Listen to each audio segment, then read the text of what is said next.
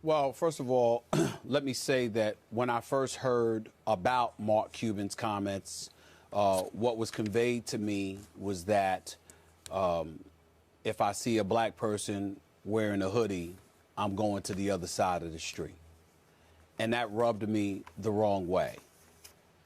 And then I went and I saw the video and I watched it in its entirety, the entire 2 minutes and 42 seconds of the clip where he was talking about that. And I want to emphasize that I have absolutely, positively no problem whatsoever with what Mark Cuban had to say. Zero. There was nothing remotely offensive about what this man had to say. Now, I understand that me being a black man, an African American, that people are going to be rubbed the wrong way by those statements. They will need to get over it. Because if we're listening to what he said, it wasn't about ethnicity. He talked about black folks in a hoodie walking across the street. He talked about a white dude in the same sentence with tats all over his head, and he's bald, and he'd walk back to the other side of the street. So that's both ends of the spectrum. And now it has to bring us home to where he's really going here.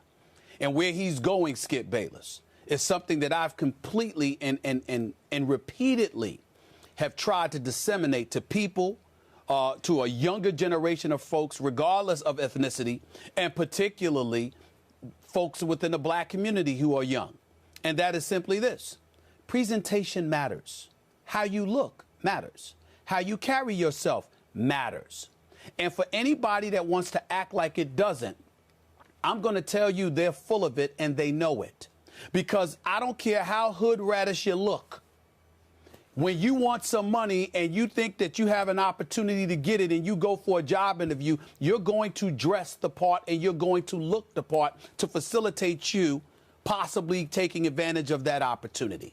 So let's not act like we don't know that presentation matters.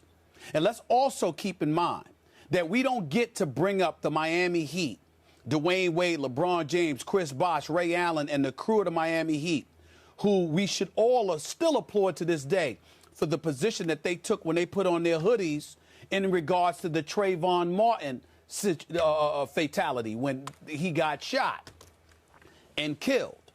What they were alluding to and what they were talking about is, because you have a hoodie on and you are a young black man, it's not a license for somebody to assume you're a criminal and to shoot you.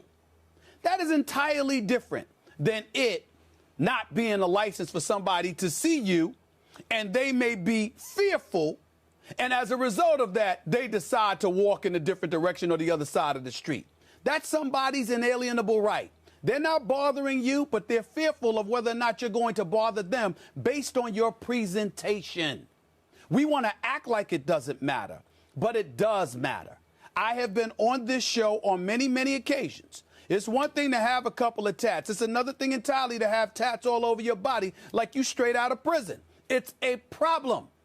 And people want to act like it's not, but it is. It doesn't matter whether you're black, Hispanic, white, or whatever the case may be. There are segments of our society that are uncomfortable with that. And because they're uncomfortable with that, it makes them raise their eyebrows, creates a little trepidation and apprehension, makes them look at you in a certain way, that because they're not comfortable. And in the case of Mark Cuban, he is a billionaire. He has owned the Dallas Mavericks since the year 2000. He purchased them for about $285 million.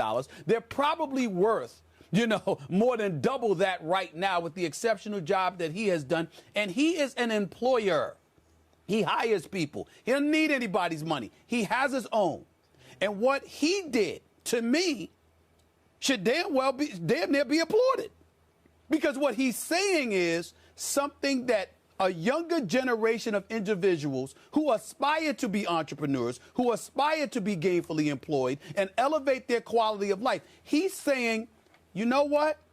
There are potential roadblocks and impediments that are self-created, because the manner in which you present yourself and how you look matters. Now, that may not be something that everyone's comfortable with, but it happens to be true. no matter what anybody wants to say. And so I just want to be on the record right here, right now. When I first heard about it, I was uncomfortable. When I watched the video in its entirety, the Mark Cuban that I know has never, ever come across to me as a racist. And I found absolutely positively nothing racially insensitive about what that man said. Nothing. I applaud you for everything you just said. I think it's powerful, and I hope the younger members of our viewing audience will take it to heart and to mind. Now, let's stay on Cuban's comments, because I also want to discuss what Chris Carter said on Mike and Mike. But since you stayed on Cuban, let's stay there.